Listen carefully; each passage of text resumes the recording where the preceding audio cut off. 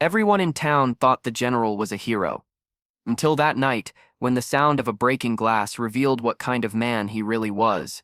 And no one knew that just 2 rooms away, a Navy SEAL had come home early. Before I tell you what happened next, tell me in the comments where you're watching from. I love knowing who's listening. It began on a quiet Friday evening at a roadside diner off Highway 27. The smell of burnt coffee hung in the air, and the neon sign flickered like a heartbeat. Sarah, the young waitress, was wiping down the counter when the door swung open and General Marcus Hale walked in. The kind of man whose medals gleamed brighter than his conscience.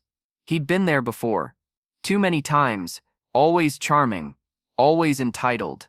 But tonight, something was different. There was anger in his stride, bourbon on his breath, and silence in his eyes. Sarah forced a polite smile. "Evening, General." "The usual." He nodded, eyes fixed on her like she was prey. The diner was nearly empty, just 2 truckers at the corner booth, and a young couple paying their bill.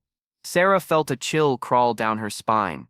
When she turned to grab his coffee, his hand shot out, gripping her wrist. Hard, the cup rattled. "Don't walk away when I'm talking to you," he hissed. The room went silent. The truckers froze. One of them half stood, then sat back down. No one wanted to get involved. After all, he was the general.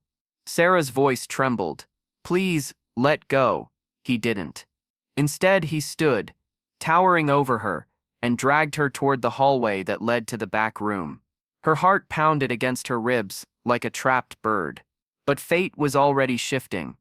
Outside, a motorcycle engine went quiet in the parking lot.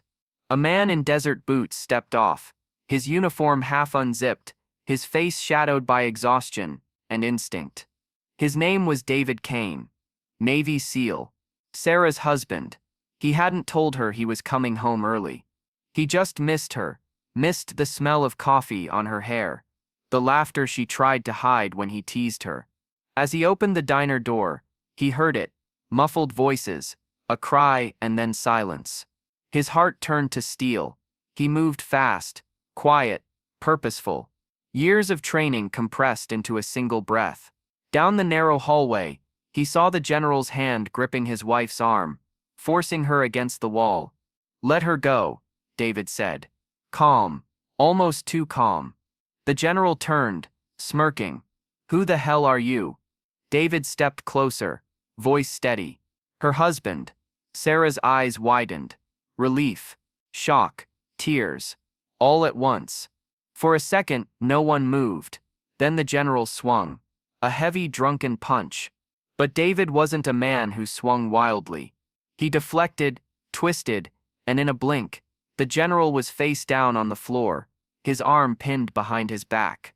The truckers rushed in, shouting. The young couple called the police. The whole diner buzzed like a hornet's nest shaken awake. When the officers arrived, David released the man without a word.